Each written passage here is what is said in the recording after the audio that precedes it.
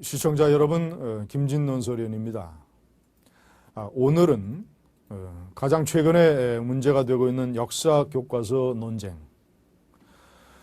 제가 검정교과서 8종 중에서 우리 고등학생들이 배우고 있는 검정교과서 8종 중에서 가장 많이 읽히는 교과서, 33%의 점유율을 가지고 있는 교과서.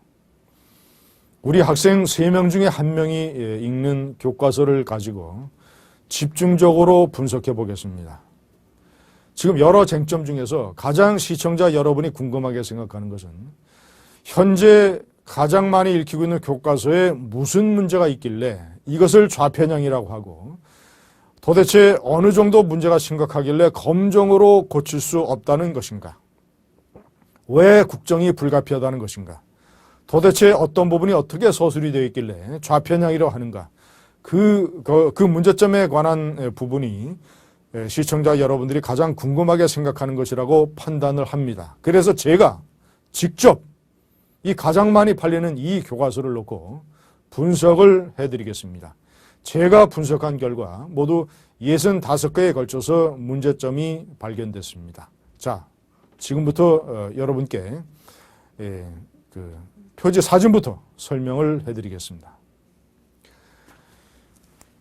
이 페이지는 현대사를 다루는 장의 첫 번째 페이지로서 우리 현대사에서 중요한 사건 또는 인물 이런 사진을 배열을 했습니다. 전부 8장이 됐는데 역대 대통령 10명 중에서 유일하게 김대중 대통령만 이렇게 크게 부각이 되어 있습니다. 특히 김대중 대통령과 김정일이 했던 남북 정상회담인데, 자, 어떤 한국 현대사에 영향을 미친 중요한 사건을 평가를 해보자면, 이 2000년 남북 정상회담은 그 결과에서 이 남북 관계를 근본적으로 바꾸지도 못했고, 북한의 핵 개발이라든가 이런 안보 위협에도 아무런 변화를 초래하지 않았습니다. 더군다나 4억 5천만 달러를 북한 정권에 불법으로 갖다 줘서 노무현 정권에서 그 사건에 대한 특별 검사가 이루어지지 않았습니까? 현대사에 미친 영향으로 보자면 물론 첫 번째 남북 정상회담이지만 이것이 현대사의 물줄기를 바꾼 그런 사건은 아니었다. 뭐 포함이 될 수도 있습니다. 그런데 중요한 것은 현대사에서 영향을 미친 사건들이 균형 있게 배열이 돼야 되는데, 예를 들자면 한국전쟁, 북한의 남침, 이것이 반드시 들어가야 되지 않습니까? 88 올림픽, 서울 88 올림픽은 8년 만에 동서 양쪽 진영이 모두 참가해서 열린 올림픽으로서 동구권, 공산주의권의 자유의 바람을 불어넣는 데 커다란 역할을 했습니다. 그래서 그 이듬해 89년에 중국의天安문 사건이라든가 또는 그 89년 11월에 베를린 장벽의 붕괴와 1990년에 소련 동구권의 몰락에 지대한 영향을 미친 사건이 이 88 올림픽입니다. 그렇다면 이 88 올림픽은 서울에서 열릴 뿐만 아니라 중요한 사건으로서 사진이 들어감직합니다. 그리고 역대 대통령 중에서 아까 제가 말씀드린 박정희 대통령, 산업화 근대화 대통령, 물론 독재와 쿠데타의 부담이 있지만 또 이승만 대통령, 건국 대통령, 독립혁명, 독립투쟁 이런 것들의 중요성으로 봐서 그런 사람들의 사진 또는 이런 북한의 남침 이런 것들이 들어가야 되는데 제가 판단할 때는 불균형적으로 편집이 됐습니다.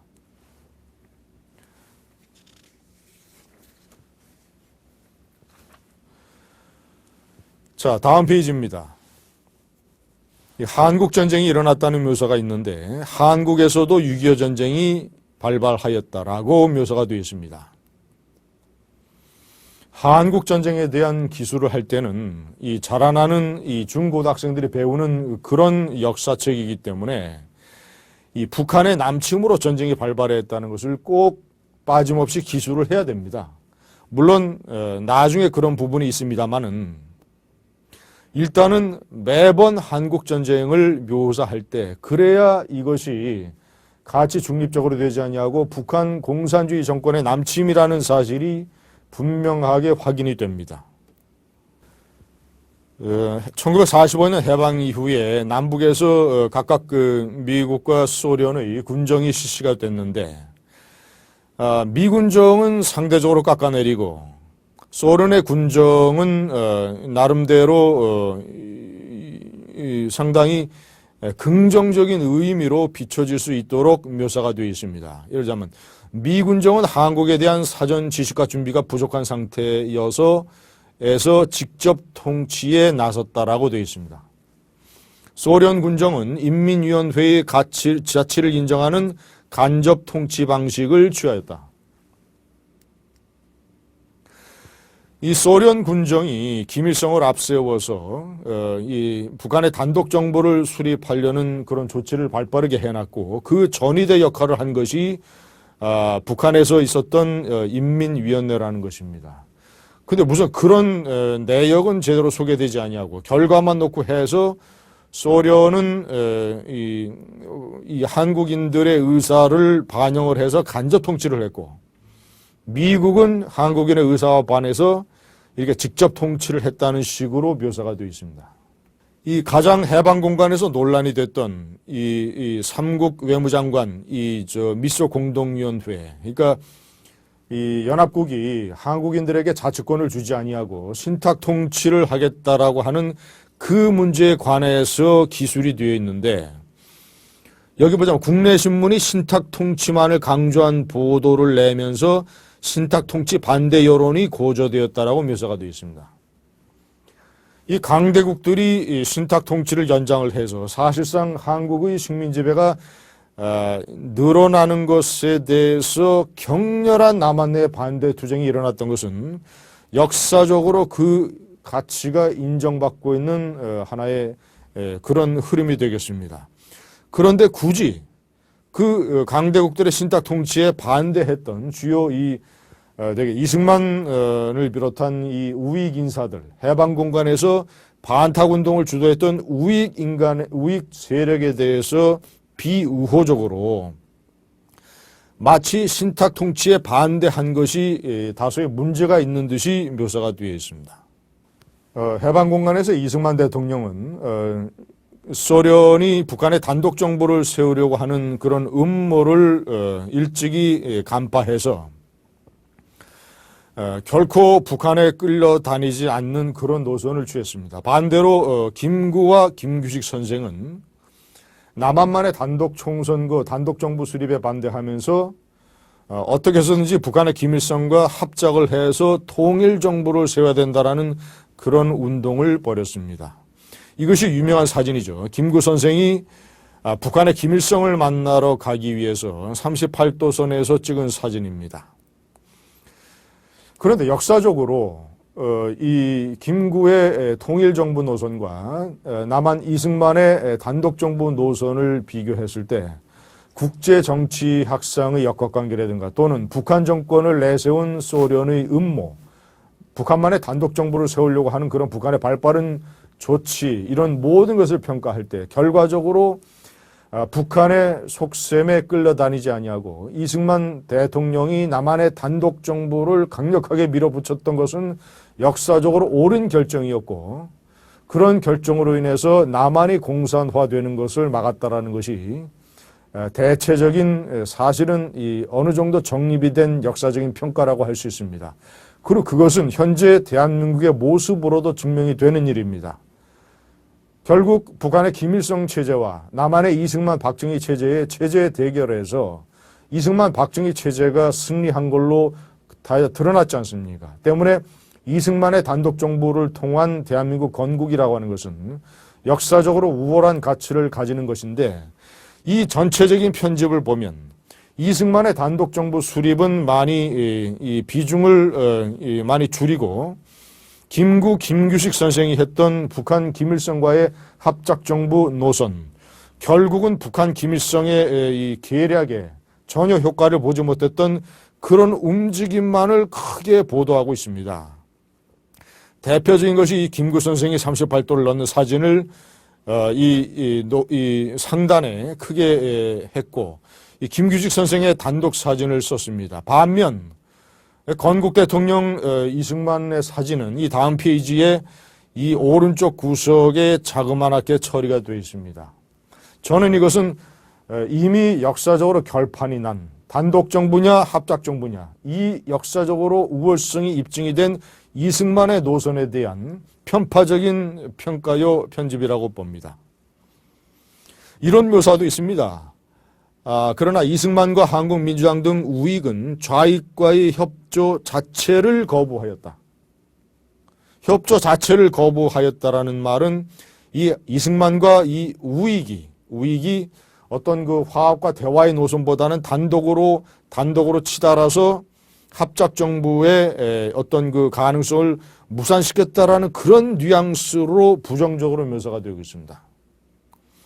자, 이 해방 공간에 대한 여러 가지 사건을 묘사를 하면서 좌익 공산주의 세력이 남한의 단독정부 수립을 막기 위해서 1946년에 벌였던 아주 끔찍한 사회 혼란과 그런 난동, 폭동 이런 부분에 관한 역사적인 기술은 하나도 되어 있지 않습니다. 1946년 이 하반기에 있었던 대구에 있어서의 공산주의자들의 폭동 그리고 이어서 발생했던 좌익의 총파업 투쟁 이런 것에 맞서서 이승만 대통령과 우익 세력이 공산화를 막고 국가를 건립하기 위해서 얼마나 많은 피와 땀과 눈물을 흘렸는지 그런 부분에 관한 가치는 편파적으로 기술이 되고 이런 중요한 사실들이 누락이 되어 있습니다. 자, 해방 공간에서 유엔이 남한만의 단독 총선거를 실시하여 단독 정부를 수립하는 과정을 추진하고 승인을 했는데 그런 움직임을 막으려고 하는 대표적인 좌익 무장 세력의 폭동이 제주 4.3 사건과 여수 순천 10월 19일 사건입니다. 이 사건을 묘사할 때는 이 사건의 동기가 좌익 무장 세력이 폭동을 일으켜서 경찰 관서를 습격해서 한국의 경찰들을 죽이고 그 경찰 가족들을 살해하고 우익 인사들을 대대적으로 탄압했다라는 그런 부분들이 사건의 동기로 분명하게 명시가 돼야 이 사건이 좌익 세력의 난동이다. 그리고 부차적으로 이 사건을 진압하는 과정에서 이 군경이 무고한 양민을 학살하는 일도 있었다. 이 두 가지가 병행적으로 설명이 될 수가 있습니다. 그런데 가장 중요한 사건의 동기 부분에서 경찰서를 습격하고 그 가족들을 살해한 그런 내용들이 전부 다 빠져 있습니다. 그저 단순히 남로당 제주도장의 무장봉기로 묘사가 되어 있습니다. 무장봉기라고 하는 것은 5.18 민주화운동처럼 잘못된 권력, 부당한 권력에 항거하는 뉘앙스도 가질 수가 있습니다. 때문에 동기를 생략하고 이 무장봉기라는 표현만 쓰면 잘못된 권력에 항거하는 그런 뜻으로 받아들여질 수 있기 때문에 동기 부분이 명시가 돼야 됩니다. 우리가 시청자 여러분, 우리가 친일과 독재 논란에서 중요한 이 요소 중의 하나가 과연 왜 친일파를 제대로 단죄하지 못했느냐. 그리고 이승만과 박정희 대통령의 독재에는 그 시대에 불가피한 측면은 없었는가. 이런 측면을 같이 고려를 하는 것이 상당히 중요한 문제라고 생각을 합니다. 그러니까 한국의 현대사에서는 항상 두 가지 줄기가 있습니다. 하나의 줄기는 당시의 불가피한 시대적 상황에서 예를 들자면 친일파를 등용을 하거나 또는 불가피한 개발 독재를 단행을 하거나 이런 것들이 하나의 흐름이고 거기에 맞서서 끊임없이 친일파에 대한 단죄를 요구하고 끊임없이 정권의 부당한 독재 탄압에 대해서 항거하는 민주화 투쟁 이런 두 가지 커다란 줄기의 흐름이 있습니다. 북한도 마찬가지입니다. 북한이 남한으로서 대화와 협력의 상대이기도 하지만 북한은 6.25 남침 전쟁을 일으켰고 그리고 그 이후에도 남한에 대한 조과 통일 야욕을 포기하지 아니하고 끊임없는 테러와 도발, 최근에는 핵과 미사일 개발, 인권 탄압 이런 걸로 인해서 이 한반도의 근본적인 문제를 만들어내는 그런 존재들입니다. 이런 북한에 대한 평가와 접근에도 이 두 가지 줄기가 있습니다. 항상 현대사를 교과서에서 기술하고 평가할 때는 이 두 가지 흐름을 균형 있게 잘 맞추는 것이 대단히 중요합니다. 그래야 우리 자라나는 청소년들이 어떤 일이 발생했는가만을 흡수하는 것이 아니라 그 발생한 일들의 배경에는 어떤 사정이 있었는가, 그런 사정이 지금 우리 눈으로 봤을 때 반드시 비판만을 해야 되는 사정인가, 그때의 사정은 안보 또는 여러 가지 국가가 어려운 사정은 지금과는 다르지 않겠는가, 이런 것들을 종합적으로 균형적으로 청소년들에게 주입시켜 줄 수 있는 그런 교과서가 올바른 교과서가 할 수 있겠습니다. 근데 제가 지금 분석하고 있는 이 가장 많이 팔린다는 이 교과서의 가장 큰 문제점은 이 북한 문제를 다룰 때도 그렇고 남한의 현대사를 다룰 때도 그렇고 제가 방금 말씀드린 이 두 가지 줄기를 제대로 균형 있게 설명을 하진 않습니다. 한쪽 줄기만을 크게 부각시킵니다. 예를 들자면 북한에 대해서는 남북 화해 교류 뭐 이런 측면을 크게 비중을 둬서 다루고, 남한의 이승만 박정희 정권과 해방 후 건국 같은 문제를 다룰 때도 이런 민주화 투쟁, 뭐 자유민주주의의 실현 이런 부분만을 크게 다루지, 제가 말씀드린 반대편의 사정, 불가피한 사정은 그 의미를 대단히 축소하고 있습니다. 지금부터 제가 그런 실례를 자세히 보여드리겠습니다. 미군정은 이 민족 반역자를 청산하려는 요구를 외면하고 오히려 친일 세력을 비호하였다, 이런 표현이 되어 있습니다. 이 표현만 놓고 보면 미군정은 어떤 그 친일파 척결이라든가 어떤 이 자치권을 바라는 한국인들의 요구에 반하는 대단히 탄압적이고 뭐 오만한 강대국의 군정을 실시한 것처럼 비춰지고 있습니다. 이런 것들이 아까 제가 말씀드린 그 불가피한 사정, 해방 공간에서 좌익 세력, 공산화 세력의 준동을 막고 미국식의 자유민주주의를 건설해야, 그런 것을 바탕으로 대한민국을 건설해야 되는 그런 불가피한 사정, 그런 공산주의의 공세를 막기 위해서는 일제시대 때 나름대로 중용됐던 경찰이라든가 고위 관리들의 협조가 일부분 불가피했다라는 사정 같은 것은 전혀 언급이 되어 있지 않습니다. 자, 보십시오. 이 가상 포스터라는 것을 만들어서 이렇게 붙여놨습니다. 만약에 대통령 선거에 이 6사람들이 출마를 했으면 어떻게 됐을까? 이런 것들인데, 자, 보십시오. 김구, 김규식, 김성수, 박헌영, 여운형, 이승만, 이런 순서로 되어 있습니다. 자, 이름 보면 가나다 순으로 해놨지만, 아니, 이게 어떻게 가나다 순으로 순서를 매길 일입니까? 이승만 대통령은 대표적인 평생을 독립운동에 바친 애국자요. 나중에 비록 독재를 해서 커다랗게 국민을 실망시키고 어려움을 끼쳤지만, 그렇지만 어쨌거나 임시정부의 대통령을 하고 건국 초대 대통령 아닙니까? 이승만 대통령은. 그렇다면 역사적인 비중으로 봐서 당연히 포스터에 1번의 이승만 대통령, 이승만 후보가 가야 되는 것 아닙니까? 근데 떡하니 이 박헌영, 남노당, 남조선에 건립됐던 노동당, 공산주의 세력의 태도 박헌영을 떡하니 이렇게 앞에 갖다 놓고 이 좌파 인사 여윤영 후보를 이렇게 앞으로 갖다 놨습니다. 그리고 설명을 어떻게 붙였냐면 학생들에게 물어보기를 남북 합작 통일 정부의 적극적인 인물과 정당은 누구냐?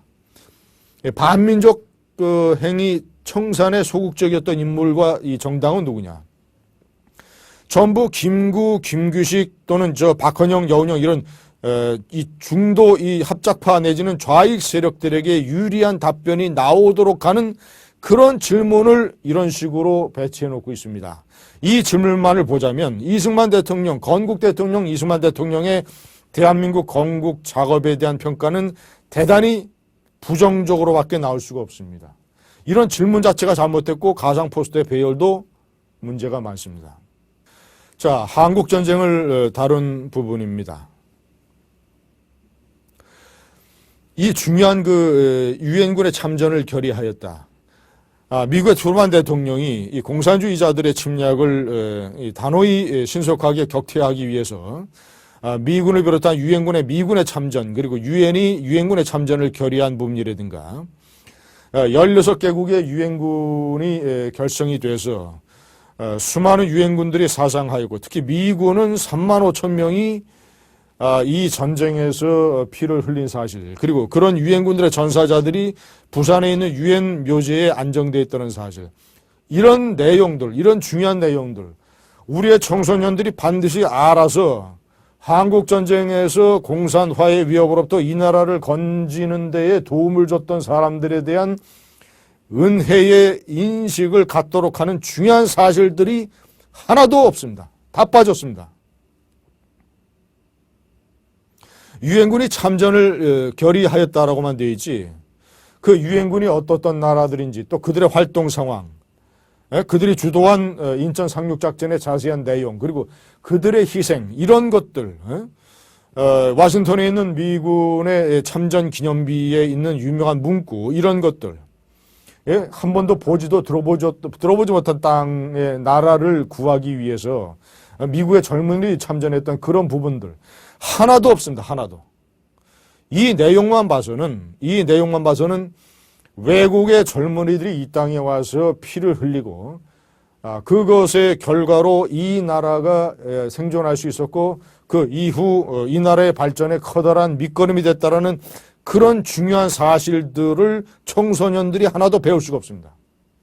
아니, 이런 것들은 하나도 묘사되거나 들어있지 않는데 이 북한군의 전투명령이라고 하는 이런 문서, 구태여 이 청소년들이, 고등학생들이 이런 거를 왜 알아야 됩니까? 이를 알 필요가 뭐가 있습니까, 이것이? 우리 어른들도 알 필요가 없는데, 이런 것들은 이만한 공간을 차지해서 자세히 묘사가 되어 있는데, 제가 조금 전에 말씀드린 이런 중요한 내용들은 하나도 들어있지 않습니다. 자, 이 휴전 협상에 관한 부분도 이승만 대통령은 휴전을 반대하면서 북송을 거부하는 방공포로들을 일방적으로 석방하여 회담이 지연되기도 했다. 이 해석하는 사람들에 따라서는 상당히 부정적인 의미로 받아들여지게끔 이런 묘사를 하고 있습니다. 이승만 대통령의 방공포로 석방은 이 휴전 회담의 국면에서 남한 정부의 유리한 주도권을 잡기 위해서, 이로 인해서 미국이 이승만 대통령의 눈치를 보면서 여러 가지 이승만 대통령이 원하는 휴전 조건에 미국이 따라갈 수밖에 없었지 않습니까? 대통령의 애국적인 결정을, 그리고 신속하고 효율적인, 결과적으로 남한의 이익에 부합했던 그런 결정을 다소 이런 식으로 문제가 있는 것인 양 묘사를 하고 있습니다. 자, 6.25 전쟁은 무력으로 남북한이 하나가 될 수 없다는 값비싼 교훈을 남겼다. 우선 전쟁보다는 평화를 강조하는 것은 이릉 이해할 수가 있겠습니다. 그러나 이것은 상당한 오해를 부를 수 있는 표현입니다. 왜냐? 필요할 때는 국가나 국민이 전쟁을 각오를 할 수 있어야 됩니다.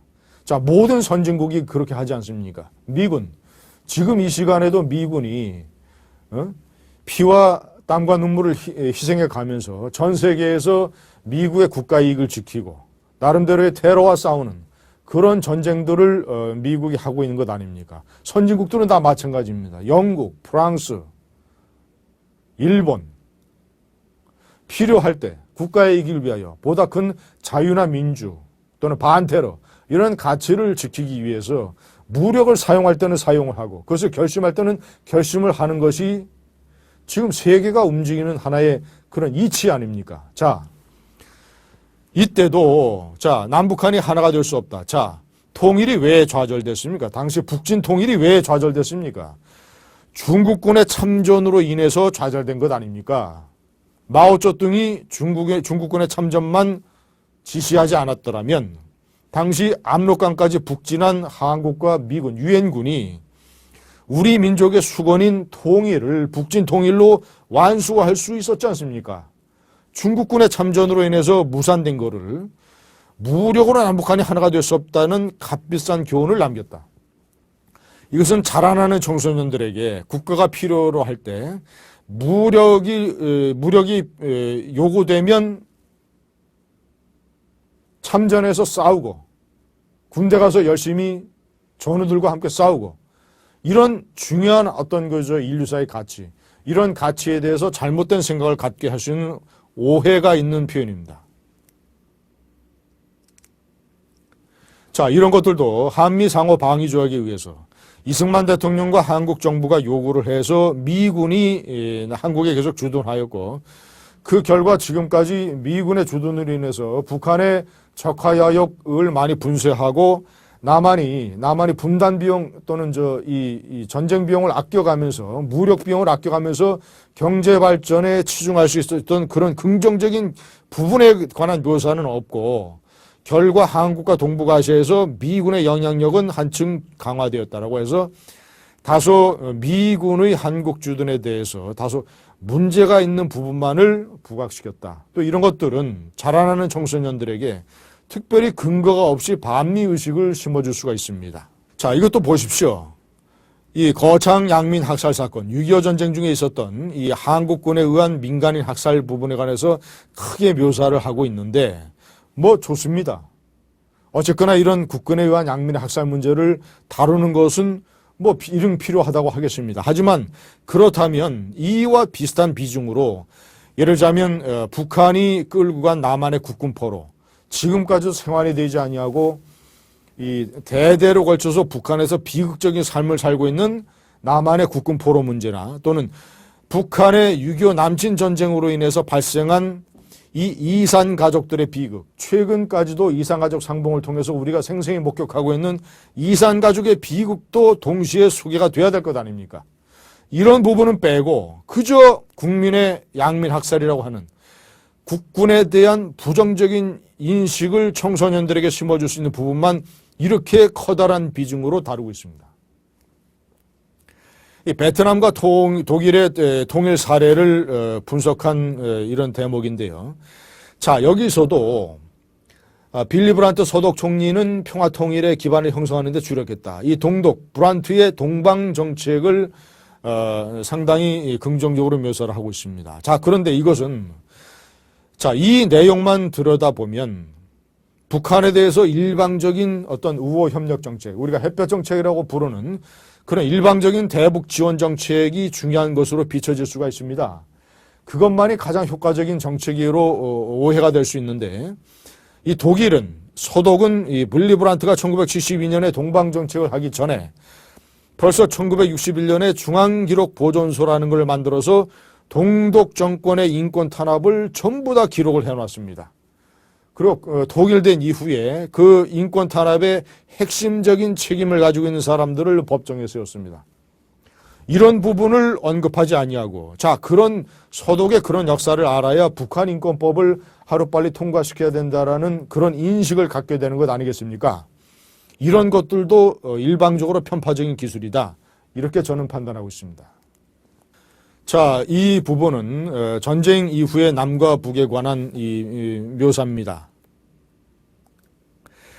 미국의 그 잉여농산물 무상원조 이런 것에 세상에 공짜는 없다라고 하면서 무상원조가 한국의 경제발전에 기여했지만 나름대로 한국이 미국의 무기와 농산물을 수출하는 주요 시장으로 자리 잡게 됐다라는 등의 이 부정적인 측면도 묘사가 되어 있습니다.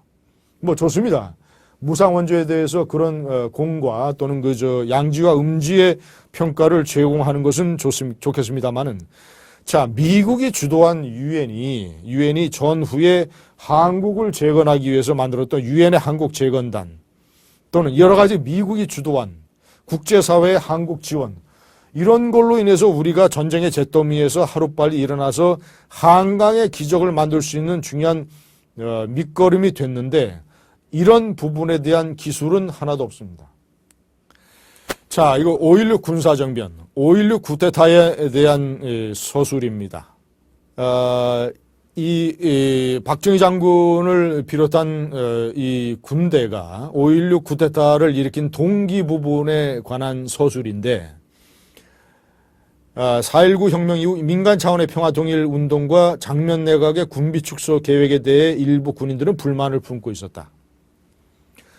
일부 군인들이 자신들의 이해관계와 관련된 부분에 대한 불만이라든가 또는 민간 차원의 평화통일 운동에 이런 불만을 가진 세력 이것이 5.16 쿠데타의 주요한 동기인 것으로 서술이 되어 있는데 역사적으로 지금 저 김종필 전 국무총리가 중앙일보에 최근 연재하고 있는 증언록을 보더라도 5.16 군사 쿠데타의 주요한 동기는 극심한 사회 혼란, 그리고 장면 민주당 정권의 비효율, 또는 이 사회적으로 이완된, 북한에 대한 이완된 반공의식, 이러이러한 것들이 5.16 쿠데타의 주요한 동기가 되었습니다.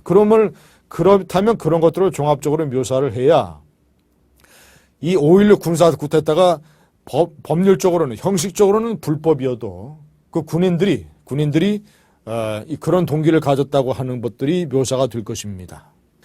자, 이 부분도 이 한국전쟁, 베트남 월남 파병인데 한국군에 의해 많은 베트남 양민이 희생되었다. 이런 것들도 어떤 역사적으로 검증된 객관적인 사례로 묘사가 되는 게 아니라 이런 식으로 뭉뚱그려서 묘사가 됨으로써 이 어떤 국군에 대한 어떤 청소년들이 가지는 이미지에 부정적인 역할을 줄 수 있습니다. 자, 확실하지 않은 어떤 객관적인 사료가 생략되면서 묘사가 되면서 이 완벽한 객관적인 사실과 증거 자료로 남아있는 이 북한의 테러라든가 또는 아웅산 테러, 또 칼기 폭파 또는 천안함 또는 각종 이 울진 삼척 양민 학살 사건, 이런 것들에 관한 얘기는 하나도 없습니다. 북한의 끔찍한 테러 도발에 관한 것은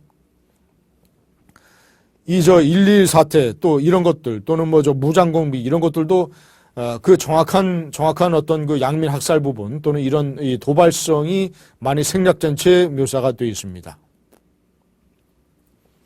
이 동베를린 간첩단 사건도 작곡가 윤희상 씨를 희생자로만 묘사를 하고 있는데, 윤희상 씨가 평양의 김일성에게 초대를 받아서 김일성으로부터 집도 얻어서 좋은 집에서 살고 여러 가지 물질적 재정적 지원을 받았다는 부분은 하나도 들어있지 않습니다. 이 전반적으로 박정희 대통령의 유신 체제를 설명을 하는 것도 아주 부정적인 측면만을 강조하고 있습니다. 유신 체제는 박정희의 종신 집권을 위해 민주주의를 기반한 독재 체제였다. 많은 세계 역사학자들이 강조하는 어떤 위로부터의 혁명, 이른바 개발 독재, 근대화 독재의 불가피성. 예를 들자면 일본의 메이지 유신이라든가 터키의 케말 파샤, 이집트의 나세르, 그 다음에 페루의 벨라스코 장군, 그리고 한국의 박정희 장군 같은 그런 위로부터의 혁명, 역사학자들이 긍정적인 쿠데타로 뽑는 5개의 그런 이 근대화 쿠데타에 관한 불가피성, 그리고 이어지는 유신 독재의 개발 독재, 경제 성장에 의한 불가피성, 이런 것들에 관한 언급은 하나도 없고 그저 부정적인, 마치 개인의 장기 집권 욕에서 비롯된 그런 독재 체제인 양 묘사를 하고 있습니다. 자, 전두환 대통령에 관한 사진은 노태우 대통령과 함께 법정에 선 사진밖에 없습니다. 그래도 한국의 7년 동안 대통령이었고 나름대로 3조 호황이라든가 또는 6.29 선언이라든가 나름대로 그런 이 공과가 평가될 그런 대통령에 관한 사진이 전두환 대통령 사진은 하나도 없습니다. 자, 시청자 여러분, 이 중국의 마오쩌둥은 대약진 운동과 문화 대혁명으로 인해서 수백만 중국 동포들을 학살하거나 아니면 커다란 어려움을 끼친 대표적인 공산 독재였습니다. 문화 대혁명의 최대 피해자인 덩샤오평은 그런 마오쩌둥을 공은 관은삼이다. 7대3으로 평가를 해서 지금도 중국의天安문 광장에는 마오쩌둥의 초상화가 크게 걸려있고 중국의 인민화 화폐에는 마오쩌둥의 얼굴 사진이 들어있습니다. 자, 중국의 끔찍한 공산 독재를 저질렀던 마오쩌둥에 대한 평가를 중국 인민들은 그렇게 하고 있는데 나름대로 개발 독재와 또는 여러 가지 이런 5.16 쿠데타를 통해서 어쨌거나 권력을 잡아서 어쨌거나 가난으로부터 이 나라를 구하고 경제 성장과 산업화 또는 근대화를 달성한 대통령에 대한 묘사는 이 전반적인 현대사에서 부정적인 측면만이 많이 강조가 되고 있습니다. 자, 시간이 많이 지났기 때문에 제가 이 남아있는 부분은 핵심적인 것만 간략하게 지적을 해드리겠습니다. 제가 아까 지적한 대로 어떤 우리나라의 70년대, 80년대 상황이라고 하는 것은 아까 처음 말씀드린 현대사의 두 가지 줄기, 축, 민주화 투쟁이라는 축과 아니면 이제 또 하나의 경제성장과 근대화라는 축인데 경제성장과 근대화에 대한 비중은 대폭 축소가 되어 있습니다.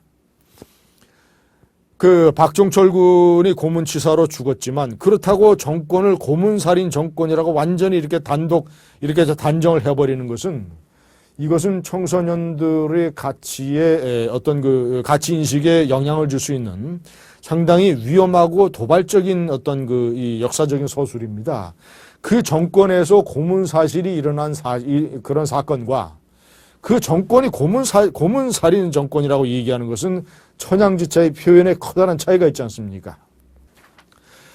김대중 대통령의 사진은 이 노벨 평화상을 수상하는 것과 김정일과 남북 정상회담을 하는 사진을 2번 싣고 해서 총 3번 실리고 있습니다. 자, 그런데 김대중 대통령이 최초로 평화적 정권 교체를 이뤘다고 묘사가 되어 있는데 이것은 역사적으로 틀린 사실입니다. 최초의 평화적 정권 교체를 이룩한 대통령은 노태우 대통령입니다.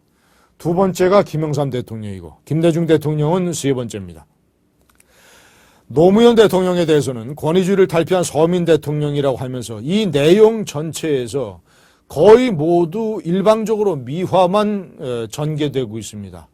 자, 노무현 대통령이 끼쳤던 부정적인 여러 가지 과오들, 김정일이하고 남북 정상회담 하는데 굴욕적으로 NLL을 포기할 수 있는 듯한 발언을 해서 굴욕적인 정상회담을 한 것이라든가 부인과 아들이 업자로부터 거액을 청와대에서 받고 하는 사건으로 결국은 투신 자살을 하는 사건까지 있었지 않습니까? 자, 그런 부분, 친이처의 비리라든가 이런 부분에 관한 언급 하나도 없고 박정희 대통령, 이승만 대통령에 대해서는 그런 식으로 긍정적인 부분은 다 많이 축소시키고 부정적인 부분만 확대해서 묘사를 하면서 노무현 대통령과 김대중 대통령에 대해서는 거의 일방적인 미화라고 분류될 수 있을 그런 표현을 내놓고 있습니다. 부정적이거나 과오나 또는 친인척 비리 이런 부분에 대한 언급은 없습니다. 자, 노무현 대통령에 대한 평가가 이르다면 아예 노무현 대통령 시대같이 최근접 현대사는 다루질 말아야죠.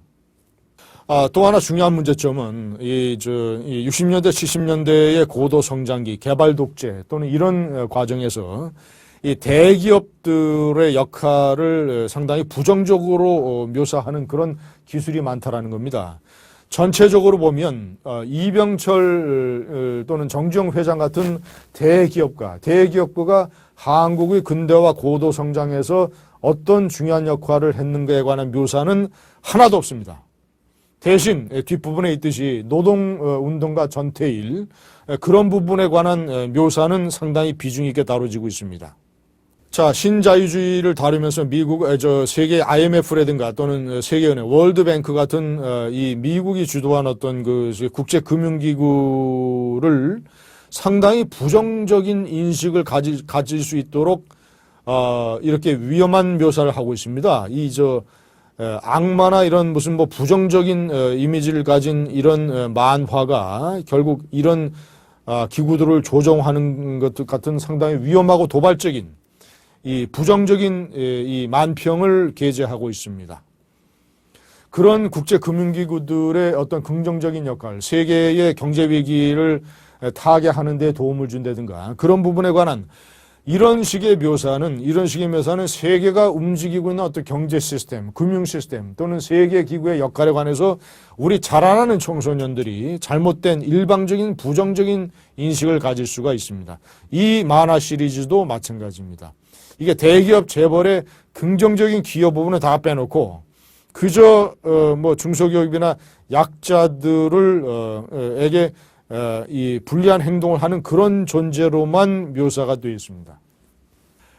자, 이 산업화에 관한 이 부정적인 면에 치중하고 있다라는 점, 사실은 이 저임금 또는 이런 문제들을 많이 강조하고 있는데 우리가 국가가 시청자 여러분, 국가가 개발도상 과정에서 특정한 시기에는 불가피하게 어떤 그 인권을 제약을 하고 임금을 내리눌러서 저임금 정책을 펴야만 수출이 가능하고 산업화 또는 이런 것들이 가능하다라는 것을 지금 중국이 보여주고 있지 않습니까? 중국의 일당 독재가 이 중국 인민들의 이 대규모 저임금 체제로 인해서 세계 공장이란 말을 듣고 수출 경제로 지금 이른바 대국 굴기의 근거를 마련하고 있지 않습니까? 사실 박정희 대통령이 1970년대에 썼던 고도성장, 수출, 입국, 경제성장 전략도 사실은 노동자의 희생을 바탕으로 한 것이죠. 하지만 박정희 대통령은 그래도 마살 수출 자유지역에 가서 여공들을 격려하고 여공들을 위한 야간 학교를 세우고 하지만 결과적으로 객관적으로 저임금 정책이 불가피했기 때문에 그런 불가피성을 이해해야 1970년대를 균형 있게 학생들이 배울 수가 있는데 이 교과서는 그런 불가피성을 다 생략하고 그저 임금이 저임금이었다. 근로기준법이 전혀 지켜지지 않았다. 근로자들의 희생만 있었다. 이런 부분만을 강조하게 됩니다. 그렇다면 경제 성장을 위한 어떤 그 정권의 불가피한 전략과 대기업들의 역할 이런 것들에 대한 부정적인 인식을 청소년들이 갖게 됩니다. 자, 아까 말씀드린 것처럼 이병철 정주영에 관한 스토리는 하나도 들어있지 않습니다. 그리고 미니스커트 이 장발 단속도 당시 어떤 사회 분위기로 봐서는 불가피한 측면이 있었던 지금처럼 완전히 자유민주주의가 100% 만개되고 이런 이 경제 고도의 풍요를 누리는 이런 사회가 당시에는 아니었습니다. 하루 세끼 먹는 것을 걱정을 하고 자 이런 것들을 비난하자면 그러면 아들 딸 구별하지 말고 하나만 나서 잘 기르자라든가 또는 쌀보다는 보리를 먹자 보리 장려 운동 그런 운동까지도 다 비판을 해야죠. 어떤 국가의 일정 시기에는 자유를 구속하고 단속을 함으로써 사회 기강을 세우고 그래 통행금지는 왜 그런 비판하지 않습니까? 통행금지가 있고 이런 장발과 또는 미니스커트 단속하고 가정을 해준 측을 만들어서 검소한 생활을 장려하고 했던 그런 불가피성에 대한 이해는 전혀 들어있지 않습니다. 자, 이 북한의 변화와 평화통일에 관한 부분인데요. 제가 아까 말씀드린 것처럼 북한이란 존재는 두 가지로 우리가 파악을 해야 됩니다. 하나는 남한으로서 화해와 협력의 대상이요. 또 하나는 끊임없이 남한을 적화 통일하려고 했던 안보 위협의 존재요. 테러와 도발, 최근에는 핵과 미사일 개발까지 포기하지 않는 그런 존재라는 점을 똑같이 부각을 시켜야 되는데 이 교과서의 중요한 문제점 중에 하나는 한쪽으로 많이 편중이 되어 있다. 그런 위협적인 존재에 관한 묘사와 비중은 상대적으로 대단히 낮고 그저 북한과 화해 협력을 하는 김대중 노무현 대통령 정권의 햇볕 정책 같은 것만이 가치 있는 것처럼 그런 식으로 묘사가 되어 있습니다. 이 남침 땅굴이라든가 그 아까 말씀드린 어떤 그저 아웅산, 칼기, 천안함 가장 최근에 천안함 테러, 천안함 폭침도 들어있지 않습니다. 한주호 준이의 그 살신성인 것 같은 거 얼마나 고등학교 학생들에게 가르치기 좋은 소재입니까? 그런 걸 알아야 자라는 학생들이 희생정신과 또는 그런 공동체 정신을 배운 것 아닙니까? 그런 중요한 소재를 빼놓았습니다. 자, 임수경 씨가 방북한, 문익환 목사가 방북한 거, 이런 것들을 마치 긍정적인 일인 것처럼 묘사를 하고 이것을 국가보안법을 적용을 해서 정부가 법 질서를 집행하여 구속한 것을 마치 문제가 있는 것처럼 묘사를 하고 있습니다. 이런 것들도 아주 잘못됐습니다.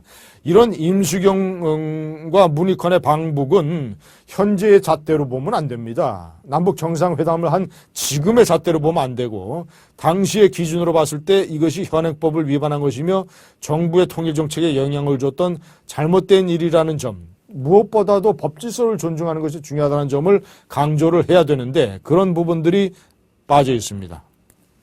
김대중, 김정일 남북 정상회담에 관한 사진은 2번이나 게재하고 있습니다. 북한의 테러, 천안함 폭침, 아웅산 갈기 테러 또는 판문점 도끼 만행 사건 이런 것에 관한 사진과 기술은 하나도 없습니다.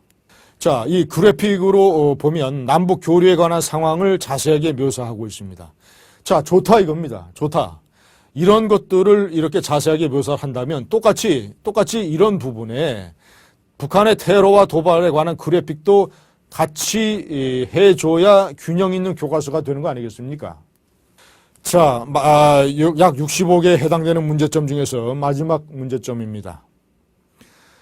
이 학생들이 현대사를 평가하는 어떤 사진첩을 만들어 보자는 제안을 하는데 이승만 정권을 뒤엎었던 4.19 학생혁명에 관한 사진들만 쭉 예시를 해놓고 있습니다.